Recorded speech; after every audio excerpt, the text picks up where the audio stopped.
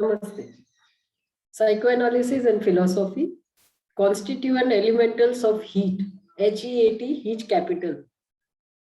Model of the mind has always been an important element in psychoanalysis. Our psychoanalysis consultant, Mr. Himanshu Vaidya, has proposed his own model of the mind, which he has acronymed as HEAT, heat capital. It stands for Holistic Elemental Analysis and Therapy. In this model of the mind, one of the important category of entities are the constituent elementals. So let us explore this area with Mr. Himanshu Vaidya. Namaste, Mr. Vaidya. Namaste. Mr. Vaidya, can we start with what you mean by this term constituent elementals?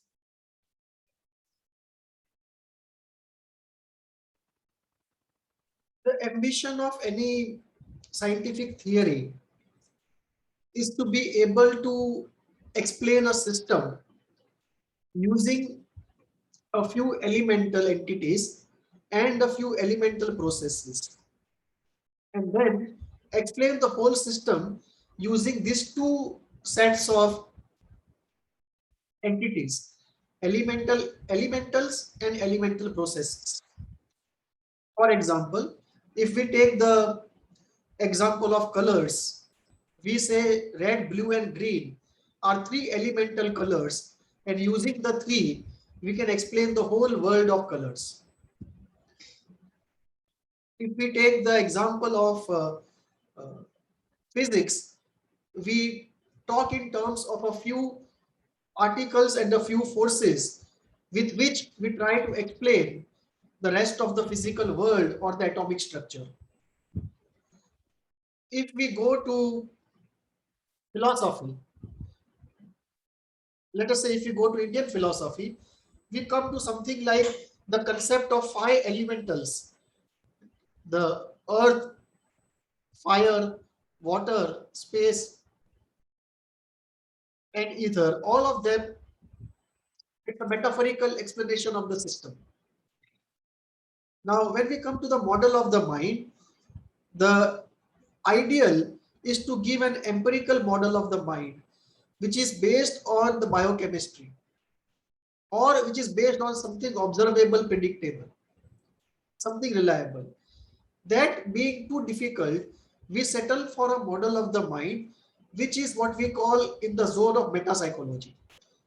It is not as far metaphorical as the Panch Mahabhut model is of Indian philosophy, or it is not as exact as a biochemical model would be. It's somewhere in between.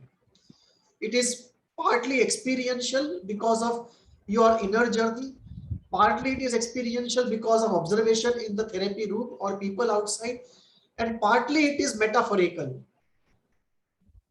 But the metaphorical element is not so far away from observed reality that you can actually put them into the category of philosophy of mind. So it's an in-between zone of what we call metapsychology. And in that zone is situated this model of the mind. And there, the central idea is, what are the elemental entities using which we can describe the whole mind as a system. And here we will look at two elemental groups of entities, elementals which are more of the nature of stable elementals, which may be in the form of something that is constructing something, or something which is in the form of process elementals. So you have structural elementals and you have process elementals, and then you have other categories of elementals also. So in this model, we have various categories of elementals using which we try to describe the whole model of the mind. And that is a new approach. Very few people actually have tried this approach because it's a very complicated approach towards model of the mind.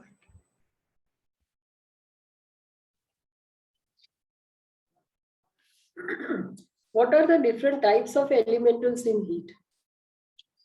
In heat, there are 7 categories of elementals. The uh, first category are what I call as fundamental elementals, those elementals which create the system. So there the elementals, for example, the psychic being, the central being, the psychic being, the karmic part, the yin and yang, the chakras. In the chakras, these are the structural elementals. Then you have the motivational elementals, the elemental which puts us to search for, the elemental which is related to the desire, related to anger or survival, the first chakra. So in all the chakras, you have elemental desires, the desire for survival, desires and fears related to survival, aggression, sexuality, sense pleasures, envy, power, love, relationship, belonging, arts, creativity, culture, knowledge, philosophy, wisdom, mysticism, spirituality. All these are the motivational elementals. So the first category of elementals are the fundamental elementals, which sort of are structural elementals.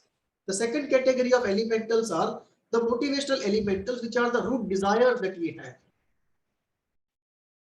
The third category of elementals are what I call the process elementals. How does this desire activate? And what happens when the desire acts? For example, if the desire for food is activated, what happens then? That desire catches hold of the cerebral apparatus to think out which food to have, where I can have it, what is affordable, what is healthy, what has been the past experience, what is available nearby in the time that I have, and so on. So the desire for food, that motivational elemental, catches hold of our thinking process, which I call is the faculty elemental. That there are faculties of thinking and imagination,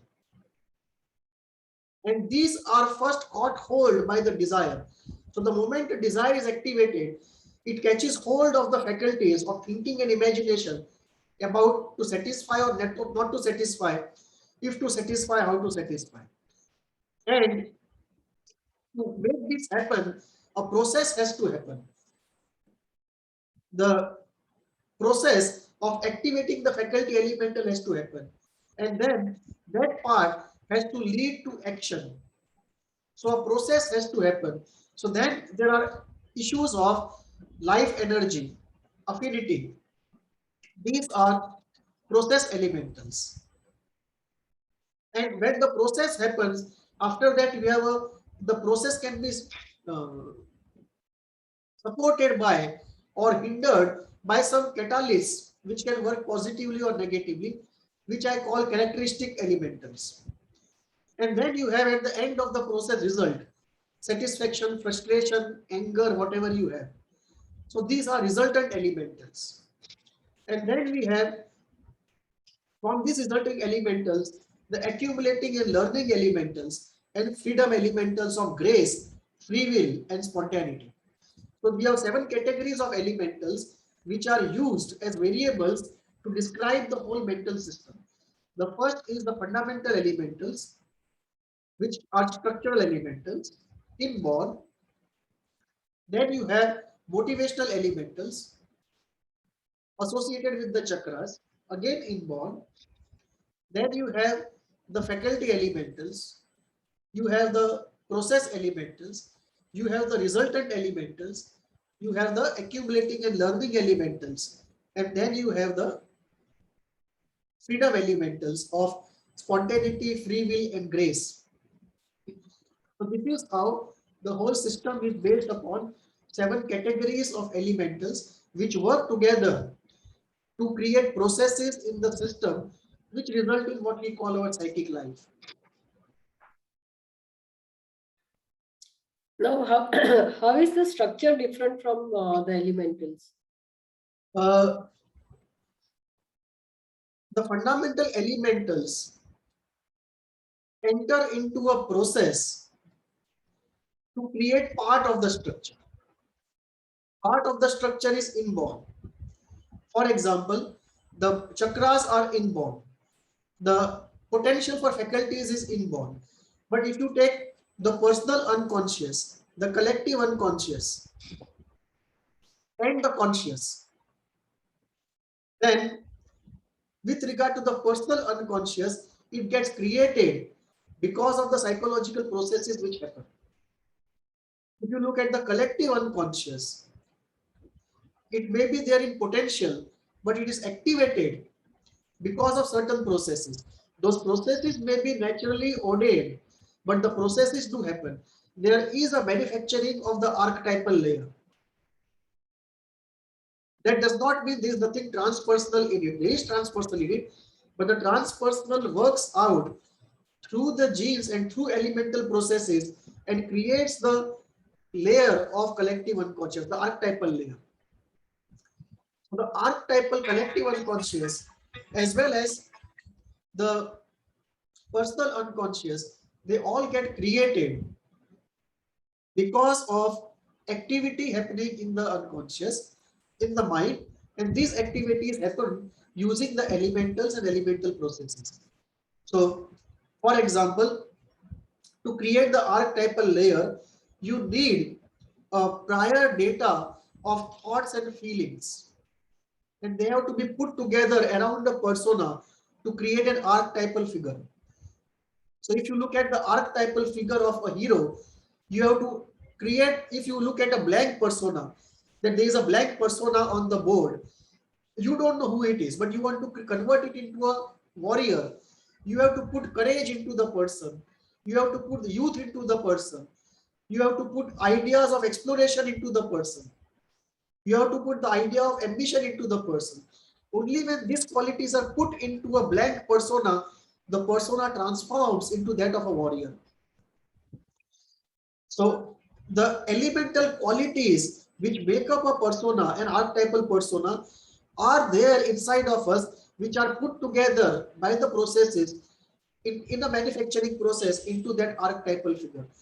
So that is the way in which part of the structure is created, part of the structure is inborn, and what part is created, there the elemental processes and elementals are involved. Are these elementals open to change or are they like givens? Uh, they are given in the sense that they come naturally, but their intensity and the way they are likely to operate, they are open to change. So when you do self-reflection, uh, when you do meditation, when you do psychotherapy, uh, when you're surrounded by certain people who operate unknowingly or knowingly their unconscious elemental processes in a way, and you learn it, then the way the elementals operate, that starts getting changed. So their presence is natural, but their way of operation is partly genetic, but much of it can be changed. So it's both. It's a kind of a semi-structured open system.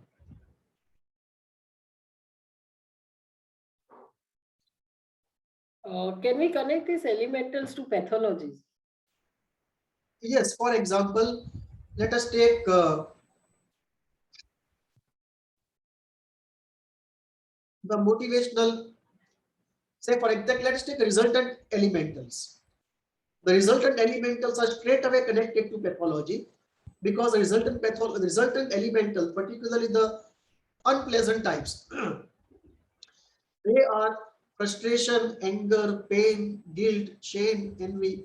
Similarly, you have the positive elementals also.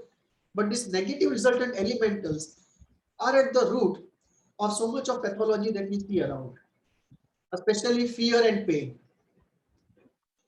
And uh, anger also, of course. So these resultant elementals, now the question is, why have these resultant elementals come to exist in a particular intensity and why could not they be processed once they were created?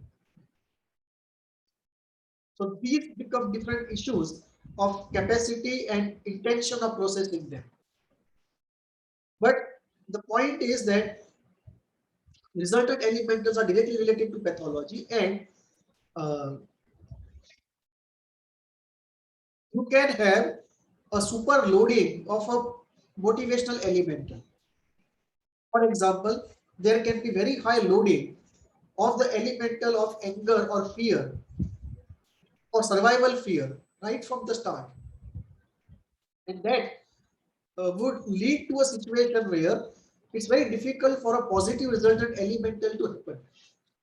And it would create, predispose the person towards creation of a negative elemental, negative resultant elemental, leading to a pathology.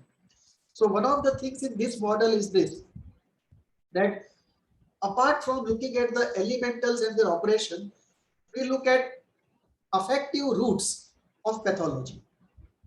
There we talk about affect generation, affect regulation, and uh, symptom creation by the excess affect. So if affect generation is very high because of sensitivity, then the defenses have to be very strong. If the regulating system also is strong, doesn't matter. But if it's weak, unregulated excess affect has nowhere to go, and that can create symptoms or somatization. So you have affect generation, affect regulation, symptom formation. And in each of the category of affect generation, how affect generation takes place, there are a list of variables. How affect regulation takes place, a list of processes and variables. How symptom formation takes place, certain issues on that part. So this part of affect generation to symptom formation that plugs in into the how the resultant variables ultimately fare out. So the resultant variable creates certain things, and then it leads to symptom formation. Now, how the resultant variables get created, that takes us into affect generation. And this affect generation has certain variables, the most uh, important of which at the root are two. One is sensitivity and one is negativity or positivity. If the sensitivity is low, affect generation per se is low, and therefore subsequent problems don't arise. If positivity is high, affect may be generated to a high degree, but it's not negative effect, so nothing to worry. So if sensitivity is low or positivity is high, subsequent problems go away. Problems arise when sensitivity is high and positivity is low. At the roots is ultimately handling sensitivity and positivity. And then comes the issue of affect tolerance, affect management, and prevention of symptom formation. So the ego strength then comes in. This is how the model goes ahead. How can we heal these elementals in therapy? Uh, we deal in the usual way. We go for catharsis. We go for schema restructuring. We go for focus exclusively on that affect and the elemental. And ultimately we go on to sensitivity, positivity, affect tolerance. And this helps us to map out how the affect is flowing in the particular person. If we use techniques of ISTGP of video camera, it becomes very easy even to show to the person how the thing is flowing. And therefore, it does not remain a conceptual theoretical exercise, but because very, very practical, it is something where we are mirroring to the person only what is happening in the person. And through this constant observation, mirroring and discussion, we are able to help the person see the affective pathways as it is happening in his system. This is one part. The second part is about internalization of good objects. And this internalization of the good object in a safe space, that provides a very good uh, way out for healing of difficult elementals. And then you have spiritual techniques of dealing directly with elementals. Now, those are mystical and spiritual techniques for which quite an amount of customization is required. You cannot have a general protocol there. It's very customized. So these are the ways in which we use this model to heal people. And one of the simplest ways of applying this model is to take up any psychoanalytic phenomena. Say, for example, the split open and the fear of the bad breast leading to delusions, let us say. Here, what we can do is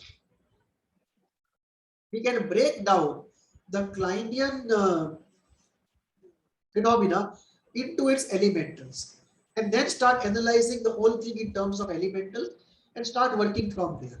First cognitively, then affectively.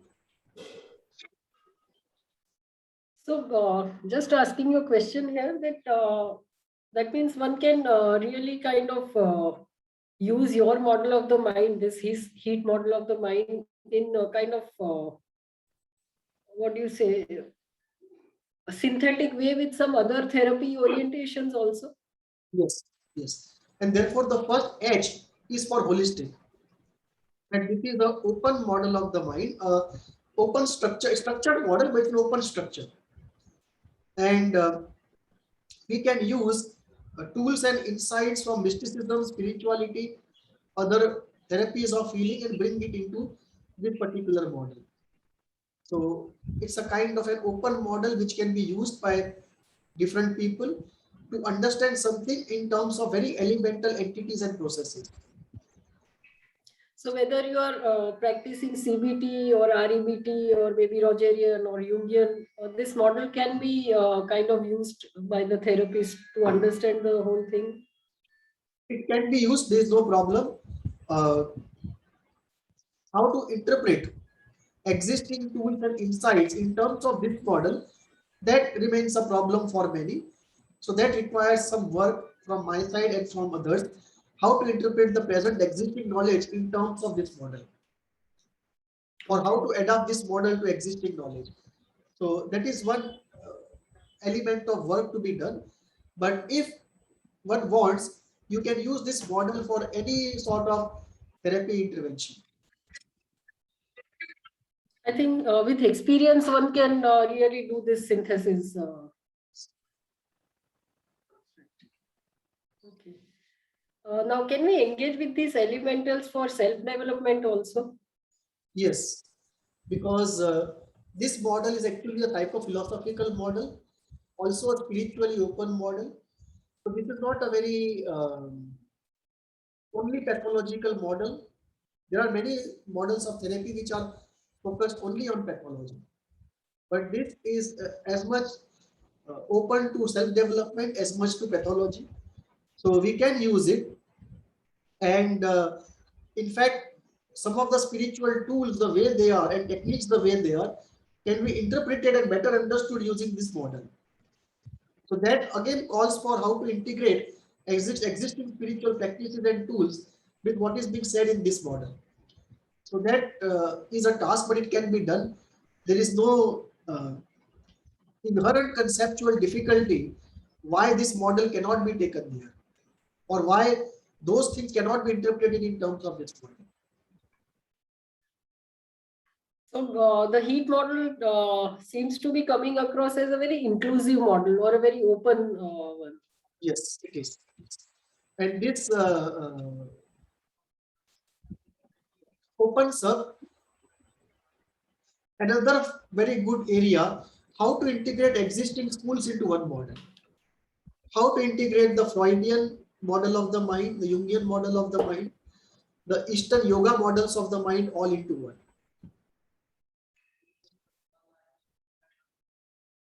Have you developed some tools to engage with these elementals? Some tools I have developed, but more than them, we already have a basket full of tools in spirituality, shamanic practices, and cultures, which are addressing these elementals without using the word elemental. Ultimately, we are dealing with the mind, and people have been trying to deal with it for thousands of years. So even if we use new words and new concepts, there is no way we are going to reinvent the whole thing. So we already have a basket full of tools, practices, insights, concepts. We are just trying to create a better model, which is more comprehensive, more elemental, more analytical, more clear. But that does not negate the existing treasure of knowledge that we have. So there are many tools which already are present, which can be used uh, in conjunction with this model. The only thing is we will have to reinterpret them using these new words. And that will help us make those tools more effective. Otherwise, there is no purpose in reinterpretation, but it will make us use those tools better by understanding the system in more elemental terms. So more than the tools I develop, there already is a treasure of tools and techniques in various therapies, various cultures, and spiritual practices that you can bring into this. So, I mean, again, maybe it's a very silly question, but nevertheless, uh, do you really need a very deep or high level study of psychology or analytical psychology to understand your model, or maybe someone from a spiritual orientation or a shamanic orientation can also understand it? They can understand. They can understand because uh, if one is really inquisitive and aware about one's experience, it is not a difficult model to understand. You just need a overall acquaintance with different models which have been integrated into this, and a bit of acquaintance, some time, because it's a new approach. So it takes time to get adjusted to it. So on the face of it, looks very difficult, but it's not so difficult if you spend some time with it. And a person without, you don't have to have a PhD to understand this model. Any person with interest in psychology and fair amount of reading can easily understand this model. Not difficult. That's really interesting and encouraging, because if it is holistic, then it cannot be so intellectual that other orientations cannot understand it. Right. So, okay. Now, is there a social and transpersonal aspect to these elementals? Yes, there is a transpersonal element because it's a psycho-spiritual model. It is not purely an empirical model. You can make an empirical model out of it by removing the mysterious, mystical and the spiritual element. You can make an empirical model out of it. So the way the model is created is you can cast this model into three flavors. As it is a comprehensive psycho-spiritual model. But if you are not comfortable with spiritual aspect, you can remove certain parts and make an existential model out of it. And if you are not comfortable with the existential part also, and you want to make it purely empirical, you can remove certain more parts and keep what can be empirically tested. So this model can be cast into all the three flavors, and uh, there is a transpersonal element to it because of the presence of the elemental called psychic and the open spaces in the zone of personal and collective unconscious, and some part of collective unconscious coming from nature, and some loading of the motivational elementals coming from nature, and the whole concept of soul and karma. So the concept of psychic, the concept of karma, the concept of some part of collective unconscious coming from outside of us, as well as the whole seventh elemental, the freedom elemental of grace. That also, grace and soul journey, those are transpersonal elements. And the social aspect also comes in the form of social training and culture. How much of the culture activates the archetypal nature or not activate the archetypal nature. So both the aspects are there in this model. How are the elementals understood from the spiritual point of view? Uh, in some spiritual schools, they have models based upon elementals. So they talk about the Panch Mahabhut they talk about 16 other, they use some other word, I forget, forms of elementals and so on. So this elemental model, some people have tried to create in yoga. Not only tried to create, I think it must have been existing. I may not have read it, but this elemental model has been there. What is different is they proceeded with their own inner observation and an intuitive and experiential journey. Whereas this model that I have created is coming from a person who is essentially trained in psychoanalysis, and that also into Indian spirituality and a combination of it. And therefore, uh, from a spiritual standpoint, similar models without input from psychoanalytic standpoint may have been existing. I think they do exist, but from a spiritual standpoint, what is important is uh, that the mystical, the spiritual part is a part of this model. That is one. Two, there are tools to go into what is called Bhuta Shuddhi or purification of elementals, which is one of the central parts of Indian yogic system. How to purify the elementals. So just focus on the elemental rather than the phenomena. For example, if you talk of Oedipus or the split open, these are phenomena. But how do these phenomena happen? What elementals take part in what way? And can we purify those elementals per se? For example, can we work upon sensitivity and positivity per se so that negative affect generation does not happen at its roots? So that kind of an elemental focus which goes a step below the phenomena. So when psychoanalysis talks about the phenomena, if you go below the phenomena, go into the elementals, the structural elementals and the elemental processes which come together to create the phenomena, you are going a step deeper. So spirituality does go in some schools into that kind of a inquiry and self change process of going deeper to directly work on elementals. So spirituality deals with these elementals in its own way. They may define different set of elementals, but they do have models based upon elementals and techniques to directly work upon elementals, whatever be elementals in their scheme of things.